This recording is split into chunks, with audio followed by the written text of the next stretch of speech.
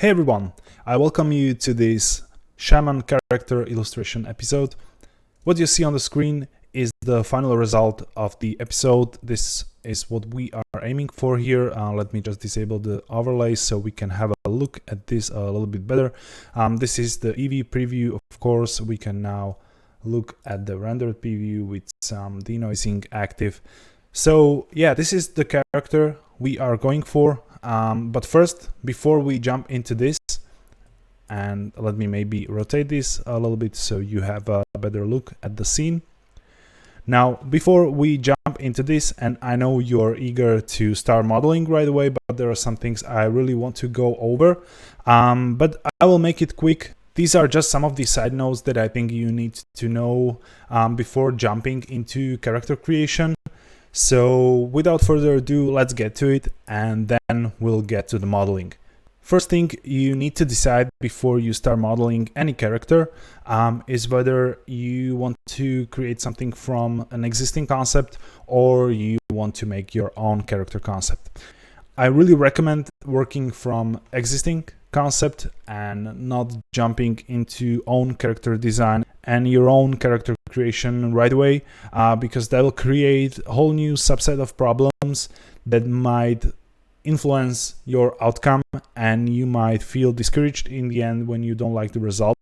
So first of all, I would have you rather focusing on the modeling and creating a 3D representation of some existing concept than creating a new one from scratch. But if you feel like it, if you feel up to the challenge, of course you can do that, and I want to show you some tips to do that as well. But first, let me talk about the character concept.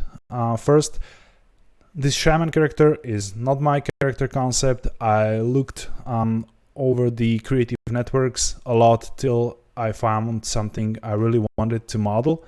So let me switch to ArtStation real quick. This is the work by Jordi Vilavert.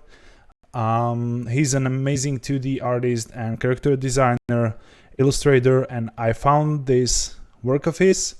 He has a lot of character illustrations here with these like shaman characters and mystical native characters and stuff like that. We can scroll through it real quick a little bit.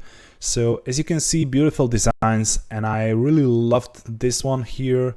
A little bit chunky character, really stylized, cartoony. So I've decided I will give it a go and create a design from that. But before I went into this, I reached out to Jordi and asked the permission to do this. So, and this is what I really recommend to do. If you see some concept, I really recommend to respect the author and reach out to him, ask for permission. Most of the times they will have no problem, and if they're not like 3D artists and their whole work is based on creating a 2D character designs, that's basically what they are doing. They're creating the concepts that others can take and either translate to some illustration or a movie or something like that.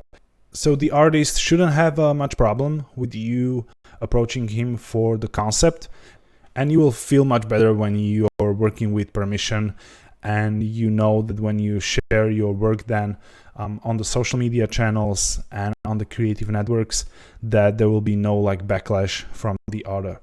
And the important thing too, when sharing on a social media or creative network some work that's derived from a character concept of some other artist, give a full credit, mention it in the description, in the visible place that this is based on someone else's work.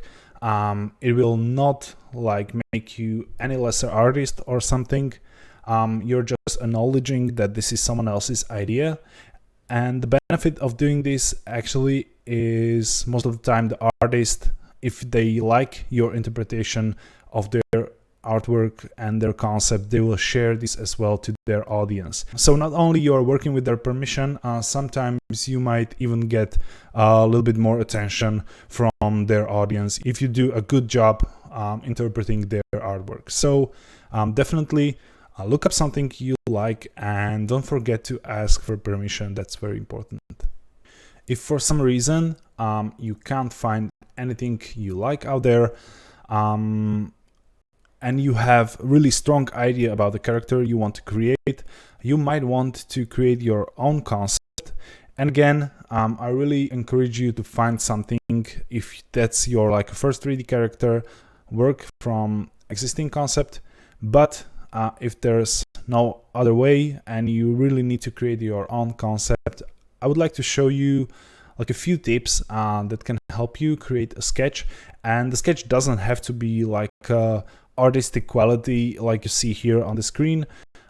It just have to drive you in the right direction, and you need to have a good proportion and stuff like that, so the character looks good in the 3D. But before you actually start developing your character, you might want to figure out like what's the realism or the stylization of the character, if it's cartoony or not.